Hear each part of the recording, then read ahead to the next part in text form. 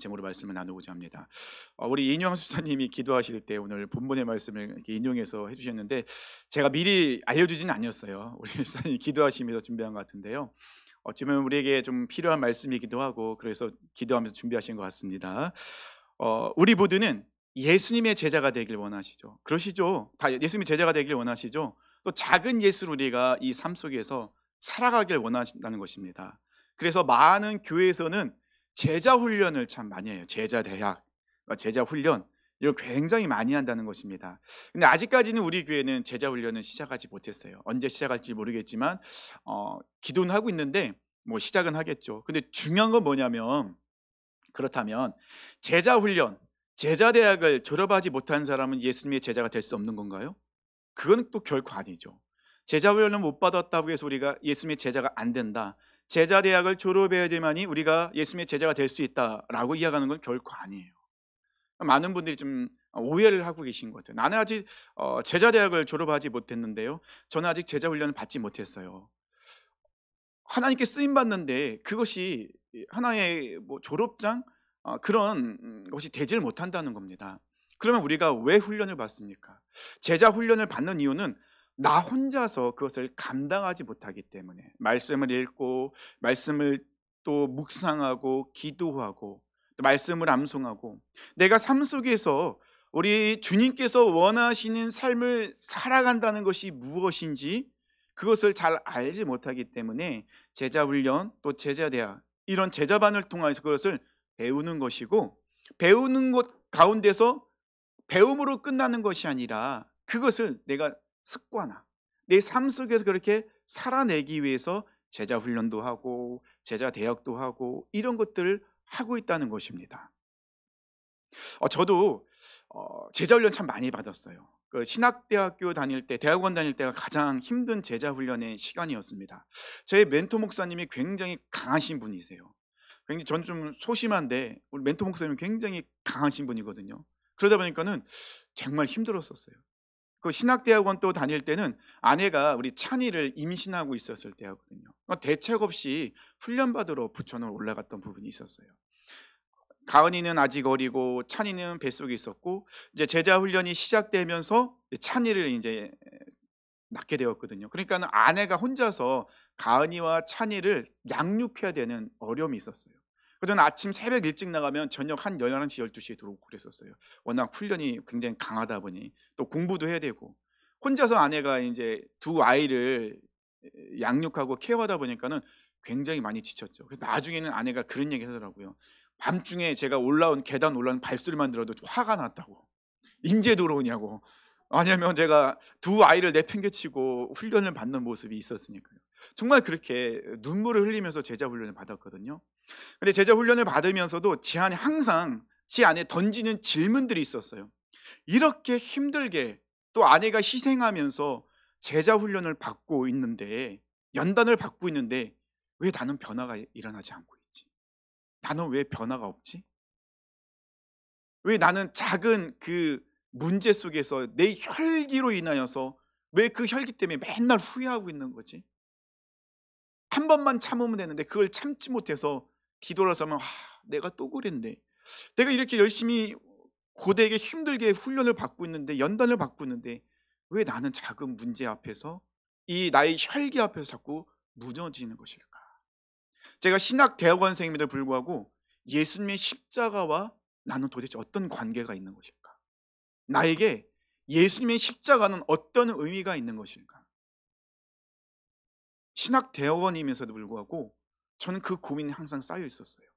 왜 나는 작은 죄의 유혹에 넘어져서 이렇게 죄책감에 휩싸여 있는 거지? 제자 훈련을 받으면서 항상 저에게 던지는 질문 중에 하나였습니다. 바뀌지 않는 저의 모습 때문에 너무 괴롭고 힘들었었어요. 제가 조금 과정을 좀 뻥을 좀 보태서 우리 한국 교회 3분의 2는 많은 성도님들이 다 제자 훈련을 받으셨을 거예요. 제자 대학, 제자 반 이곳을 다 졸업하셨을 거예요. 그런데 교회는 빛을 잃어가고 있어요. 많은 그리스도인들이 영향력을 잃어가고 있다는 것입니다. 왜 그럴까요? 그 많은 성도님들이 제자 훈련을 받았는데 졸업장은 갖고 있는데 왜 교회는 빛을 잃어가고 있을까요? 이 많은 그리스도인들은 선한 영향력을 흘려보내지 못하고 있을까요?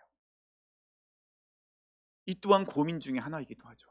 제가 나름대로 생각하면 내린 결론이 있습니다. 그것은 무엇이냐면요, 우리가 삶 속에서 제자로서의 삶을 살아내지 못하고 있는, 즉 말씀을 살아내지 못하고 있는 모습이 우리 안에 많이 있다는 것입니다.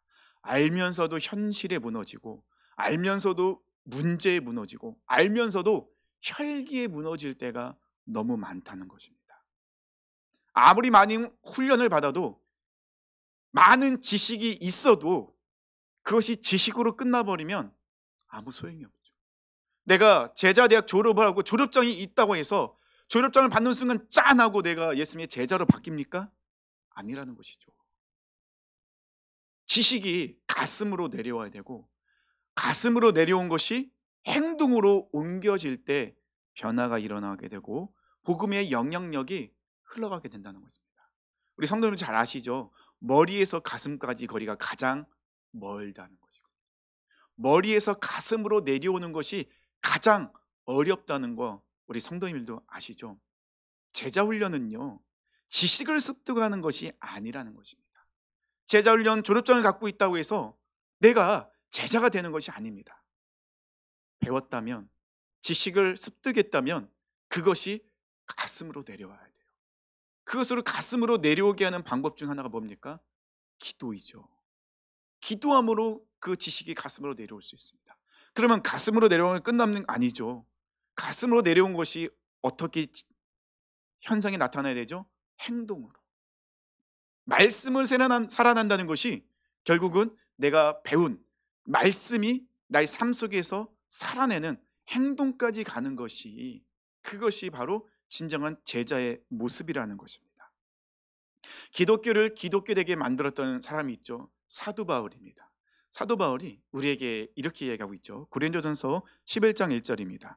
내가 그리스도를 본받는 자 된 것 같이 너희는 나를 본받는 자가 되라. 예수님의 제자는요, 예수님을 본받는 자예요. 예수님과 똑같은 행동을 하는 사람들이 진정한 제자의 모습이라는 것이죠. 사도 바울이 그랬습니다. 사도 바울은 우리에게 뭐라고 말씀하고 있다고요? 내가 예수님을 본받은 자가 된 것처럼 너희는 나를 본받는 자가 되라. 근데 이 사도 바울 같은 고백을 제가 참 하기는 어려울 것 같아요. 우리 가은이 찬양에도, 야, 아빠가 이 믿음의 모습이 있는 것처럼 너희도 아빠의 모습을 본받아라, 그렇게 자신 있게 말하기가 솔직히 어려워요. 쉽진 않다는 것입니다. 왜냐하면 제 안에도 여전히 연약하고 부족함, 넘어지는 모습이 많기 때문이에요. 그런데 사도 바울은요, 너무나도 당당하게 그리고 힘있게 우리에게 이야기하고 있습니다. 너희는 나를 본받는 자가 되라. 그럼 사도 바울은 어떤 모습이 그 안에 있었습니까? 사도 바울은 항상 고백하죠. 나는 죄인 중에 괴수라. 본인이 죄인인 걸 너무 잘 알고 있어요. 그리고 이야기하죠. 나는 날마다 십자가에서 죽노라. 사도 바울의 시작은요, 철저하게 자기 자신이 십자가에서 죽는 것입니다. 사도 바울은 분명히 이야기하고 있잖아요. 너희는 예수님을 본받아야 된다. 그러면 우리가 예수님의 어떤 모습, 예수님이 이 세상에서 어떻게 살아가셨고 예수님의 성품은 무엇이기에 우리가 예수님을 본받아야 되는지 우리가 알 필요가 있겠잖아요. 그래서 오늘 본문의 말씀을 통해서 예수님의 그 성품 중에 온유에 대해서 우리가 말씀을 나누고자 합니다. 온유함, 온유한 자라고 우리가 이야기할 때 성경에 이 온유함, 온유한 자라면 딱 떠오르는 사람이 두 명이 있을 거예요. 구약에 한 명, 신약에 한 명. 누구겠습니까? 구약에는 모세죠. 신약에서 누굴까요? 예수님이시죠. 근데 모세는 예수님의 그림자 같은 존재였었어요. 이 모세의 모습 속에서 우리가 이 땅에 오실 예수님의 모습을 볼 수 있다는 것이죠. 자, 그러면 모세의 온유함이 어떤 모습인지 우리가 알아야 되겠잖아요. 그 모세의 온유함은 민수기 12장에 잘 나와 있어요. 민수기 12장 1절 3절 말씀을 보면요, 제가 읽어드릴게요. 모세가 구스 여자를 취하였더니 그 구스 여자를 취하였으므로 미리암과 아론이 모세를 비방하니라. 그들이 이르되 여호와께서 모세와만 말씀하셨느냐 우리와도 말씀하지 아니하셨느냐 하매 여호와께서 이 말을 들으셨더라. 이 사람 모세는 온유함이 지면의 모든 사람보다 더하더라.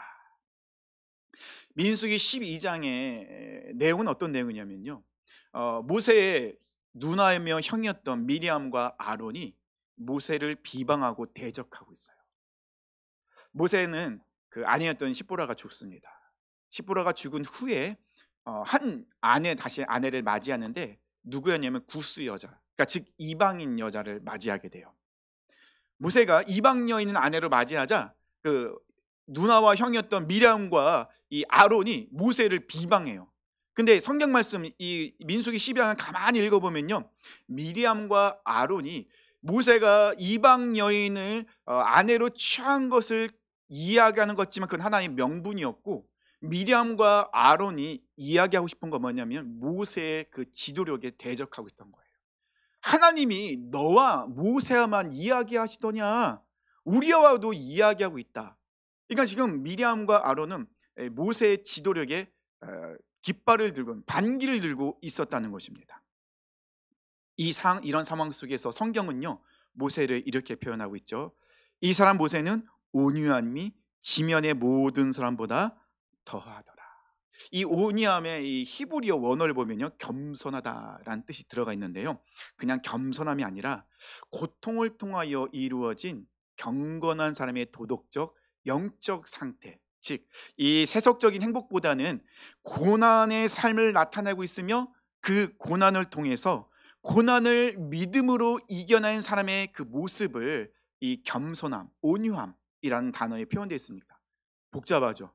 쉽게 말씀드리면 이 모세는요, 고난이라는 그 시간, 그 고난의 그 역경을 통하여서 철저하게 하나님 앞에 낮아지고 하나님 말씀에 순종하고 하나님만을 의지하는 사람이 바로 모세였다는 것입니다. 그러니까 모세의 겸손함은 그냥 자신 아무것도 못합니다, 나는 부족합니다 라고 이야기한 것이 아니라, 이 모세는 이 하나님이 주신 이 고난, 불꽃 같은 연단의 시간을 지나면서 하나님 앞에 완전히 죽어진 사람이었어요. 그리고 하나님 말씀에 철저히 순종했어요. 그리고 하나님만을 의지하는 사람이 모세였다는 것입니다. 그래서 성경은 이 모세를 온유한 자라고 이야기하고 있다는 것입니다. 사실 모세는 애굽 왕자로 있을 때는 온유함과 좀 거리가 멀었죠. 애굽 왕자 있을 때는 다혈질적인 사람이었어요. 하루는 애굽 왕자 시절에 하루는 자기 동족 히브리인을 돌볼 생각이 있어서 밖으로 나갔는데 애굽 사람이 히브리인을 괴롭히고 있는 거예요. 어떻게 했습니까? 주위를 둘러보고 아무도 없는 걸 보고 애굽 사람을 때려서 죽이는, 그리고 숨기는 일을 했던 사람이 이 모세였어요. 자기의 혈기로 자기의 이 생각과 능력에 꽉 차 있던 사람이 이 모세였습니다. 근데 모세는 광야 40년 목동으로 살면서 이 모세는 경험하죠. 나는 아무것도 아니구나. 내가 가진 힘, 능력, 지식, 이거는 아무것도 아니구나. 40년을 보냅니다. 80세에 하나님께서 광야에서 모세를 부르십니다. 그리고 이 40년의 그 불꽃 같은 연단의 시간을 통하여서 모세는 어떤 사람이 됩니까? 온유한 사람이 됩니다. 즉 모세는 하나님께 길들여졌어요. 자기 생각과 자기 계획과 이 모든 것을 가득 차 있던 이 모세가 이 연단의 고난의 연단의 문제의 그 역경의 시간을 거치면서 광야의 시간을 지나면서 모세는 하나님께 길들여진 사람이 되었다는 것이죠. 미량과 아론이 자기가 믿었던 누나와 형이 모세에게 반기를 두고 있어요. 이스라엘 백성을 선동해서 모세를 대적하고 있어요. 이런 상황 속에서 모세는 미리암과 아론에게 어떤 말도 하지 않습니다. 그리고 그는 그 모든 어려움과 억울함을 가지고 하나님 앞에 나가죠. 그리고 하나님 앞에 엎드립니다. 이런 모세의 모습을 하나님께서는 보시고 모세에 대해서 이렇게 설명하고 있습니다. 민수기 12장 7절과 8절이죠. 내종 모세와는 그렇지 아니하니 그는 내 온 집에 충성함이라. 그와는 내가 대면하여 명백히 말하고 은밀한 말로 하지 아니하며 그는 또 여호와의 형상을 보거늘 너희가 어찌하여 내 종 모세의 비방하기를 두려워하지 아니하느냐. 이 모세의 온유함은 하나님의 충성함 속에서 드러나고 있어요. 얼마나 하나님께 이 모세가 연단받았는지 온유한 모세를 하나님께서 설명하실 때, 나는 모세와 만날 때 다른 선지자나 다른 사람들처럼 꿈이나 환상이나 이런 것으로 이야기하지 않고, 나는 직접 모세와 얼굴과 얼굴을 바라보면서 나는 그에게 이야기하고 있다. 그 말은 무엇입니까? 이 온유한 모세는 하나님과 너무나도 친하다는 거예요. 다른 사람들과는 비교할 수 없을 정도로 나는 모세를 인정하고 있고, 나는 모세와 친밀한 관계를 유지하고 있다. 미리암과 아론, 너희는 나와 얼굴 대 얼굴을 바라보며 이야기한 적이 있느냐? 없지 않느냐? 너희는 항상 이 모세를 통하여서 나의 말을 듣고 있지 않느냐? 그런데 너희가 어찌하여 이 온유한 모세를 비방하는 걸 두려워하지 않느냐? 모세가 얼마나 연단을 많이 받았는지 아시겠죠? 모세가 얼마나 하나님께 훈련받았는지 이 말씀을 통해서 우리는 깨달을 수 있다는 것입니다. 신약에서 정말 온유한 자는 예수님이라고 말씀하셨잖아요. 예수님께서 오늘 본문 말씀 28절에 말씀하고 계십니다. 수고하고 무거운 짐진 자들아 다 내게로 오라, 내가 너희를 쉬게 하리라. 우리가 가장 힘들 때, 어려울 때 이 말씀 우리에게 힘이 되는 말씀이시잖아요. 우리 모두 다 수고하고 무거운 짐을 갖고 있는 사람입니다. 그 누구도 수고하고 무거운 짐이 없는 사람이 아무도 없어요. 이 28절을요, 그 원어적으로 보면 수동태예요. 수동태는 뭡니까? 누군가가 어떤 사람에 의해서, 어떤 존재에 의해서 우리는 짐을 지고 살아가게 된다는 것입니다. 무거운 짐을 누군가 우리에게 지어줬다는 거예요. 우리에게 가장 큰 무거운 짐, 감당하기 무거운 짐 무엇일까요? 죄의 짐이겠죠. 죄의 짐. 이 죄 때문에 우리는 하나님을 떠날 때가 많습니다. 이 죄 때문에 하나님의 뜻을 발견하지 못할 때가 많죠. 이 죄가 욕심이 되어서 이 욕심 때문에 하나님의 음성을 듣지 못하고 잘못된 길을 선택하거나 그 길을 따라갈 때가 너무 많다는 것입니다. 근데 문제는 이 죄의 짐을 내 혼자, 내 힘으로는 도저히 벗어버릴 수도 없고 내가 지기도 너무 힘들다는 것입니다.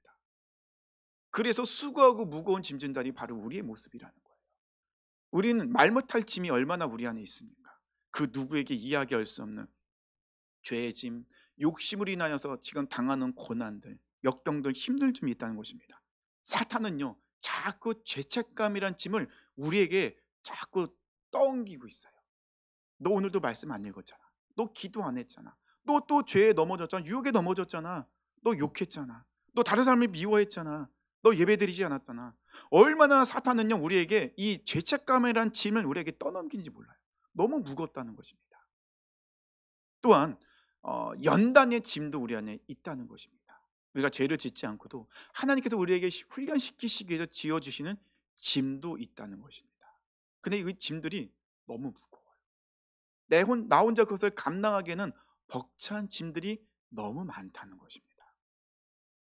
예수님께서 우리를 불쌍히 여기시다 말씀하시죠. 다 내게로 오라, 내가 너희를 쉬게 하리라. 그러면서 중요한 말씀을 29절에 하십니다.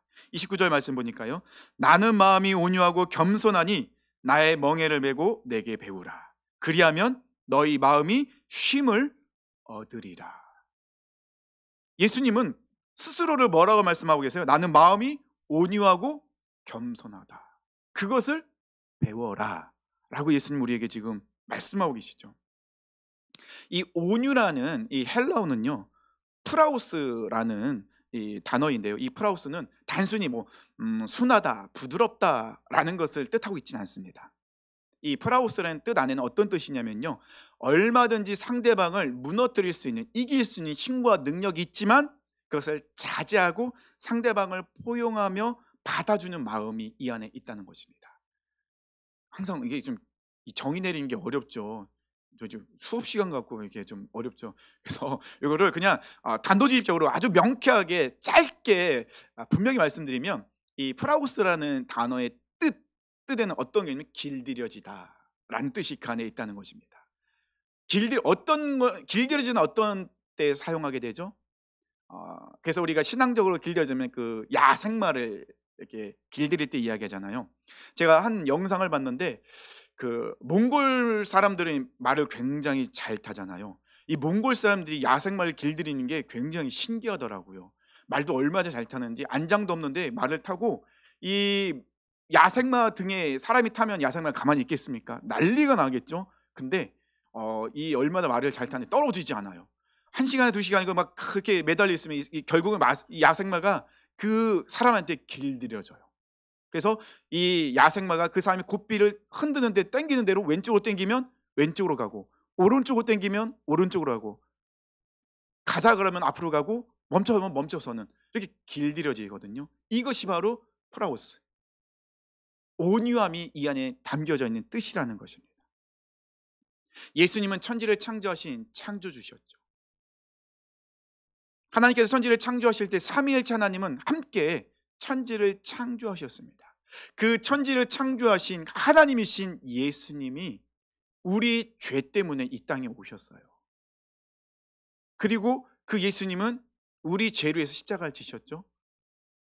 창조주이신 그 예수님께서, 하나님이신 그 예수님이 엄청나게 철저하게 완벽하게 하나님께 길들여 주셨어요. 그래서 예수님은 스스로 말씀하시죠. 나는 마음이 온유하다. 이 말씀을 보면요, 성경 말씀 보면요, 예수님은요 단 한 번도 본인의 뜻대로 무엇인가를 결정할 행동한 적이 한 번도 없으세요. 단 한 번도. 예수님은 철저하게 하나님의 말씀대로 그 모든 것을 이루십니다. 그래서 예수님께서 무엇인가를 하시고 나서 항상 어떤 단어가 떠오릅니까? 또 따라오게 됩니까? 말씀을 응하여야 하리라. 예수님은 아주 철저하게 말씀을 순종하셨고 말씀을 살아내셨어요.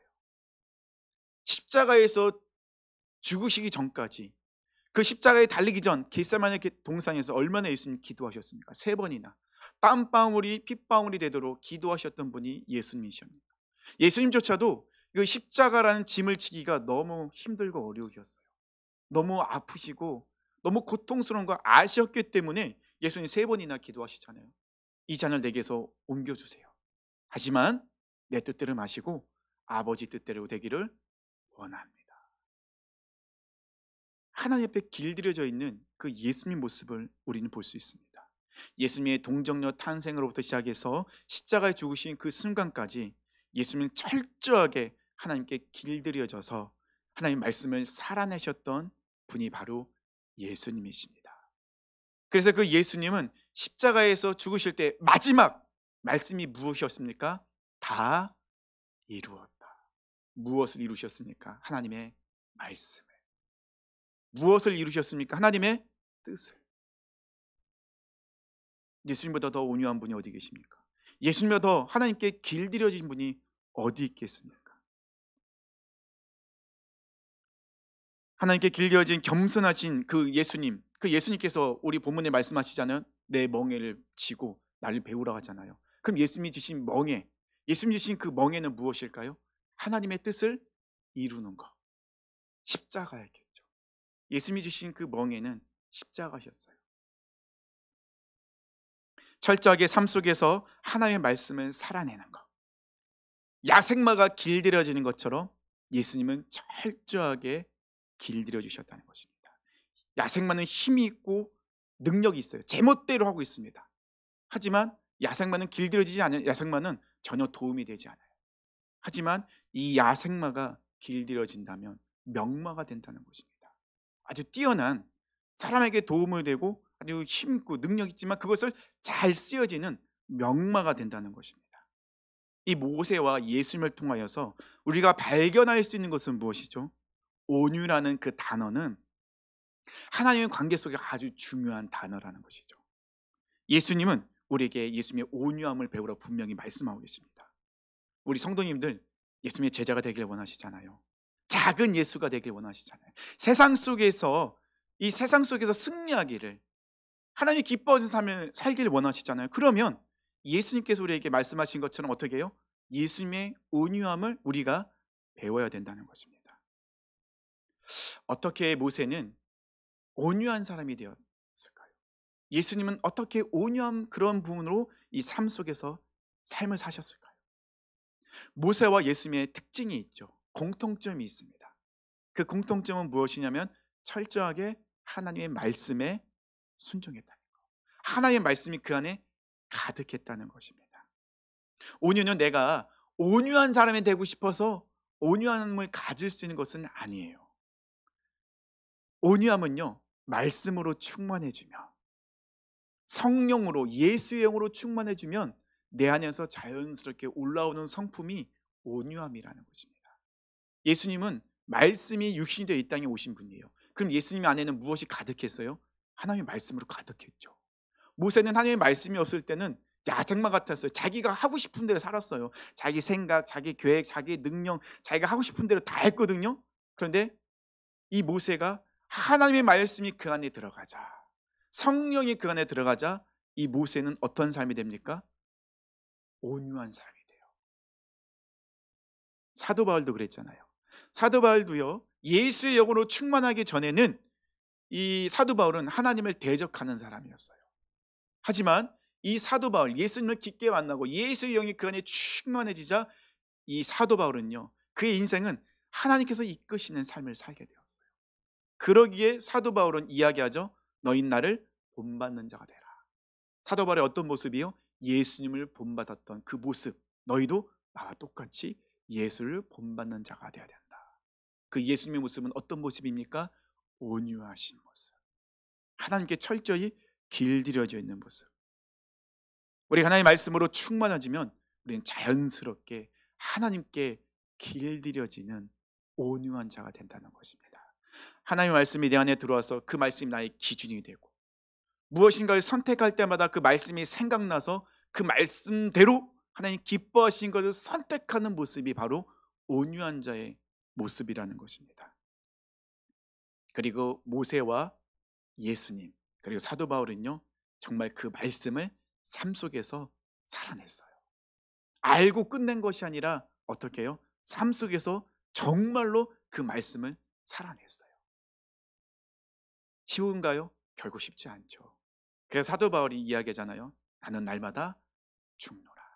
내가 십자가에 죽을 때 나는 온유한 자로 살아서 작은 예수로서 살 수 있는 거죠. 내가 죽을 때 예수로 살게 된다는 것입니다. 근데 그 예수님 우리에게 온유한 자가 되라 말씀하시 십자가를 지라 말씀하시면서 그냥 너희들이 알아서 해 라고 얘기하지 않으시죠. 예수님은 어떻게 말씀하십니까? 같이 내가 그 멍에를 같이 져주겠다. 이 멍에라는 것이 혹시 뭔지 아십니까? 이 멍에는요, 농기구예요. 농기구인데 언제 쓰이냐면 농부가 밭을 갈 때 두 마리 소 한 쌍을 한 결이라고 합니다. 우리 학생들은 잘 모르죠. 농사 이렇게 소가 바꿔가는 거 영화에서 아마 진짜 못 봤죠.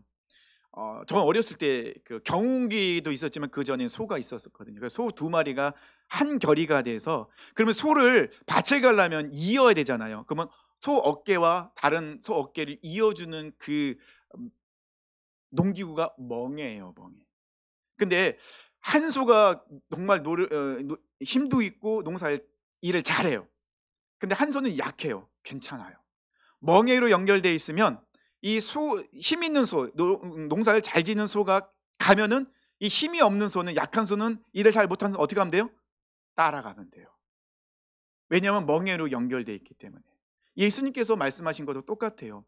예수님은 나의 멍에를 배우라, 지라 말씀하시거든요. 근데 그 멍에는 쉽고 가볍대요. 왜요? 예수님이 먼저 지셨으니까요. 예수님이 십자가에서 우리의 모든 죄의 짐을 담당하시고 죽으셨어요. 하나님의 말씀에 순종하여 예수님께서 먼저 하나님께 길들여지셔서 온유한 자가 되어 멍에를 지셨어요. 그러면 우리가 예수님과 같이 그 멍에를 지면 우리는 어떻게 하게 하면 돼요? 예수님과 함께 따라가기만 하면 돼요. 예수님과 함께 동행하기만 하면 된다는 것입니다. 예수님께서 다 담당하시고 승리하셨기 때문에 예수님이 그 짐, 그 멍에를 다 지고 계시기에 우리가 예수님과 함께하고 있으면 예수님과 함께 그 멍에를 지면 내가 예수님과 함께 십자가에 지면 십자가에 죽으면 우리는 정말로 예수님처럼 온유한 자가 되어 승리할 수 있다는 것입니다.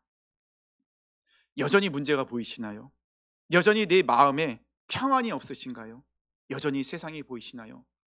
그 말은 무엇을 이야기합니까? 내가 여전히 세상에 길들여져 있다는 거예요.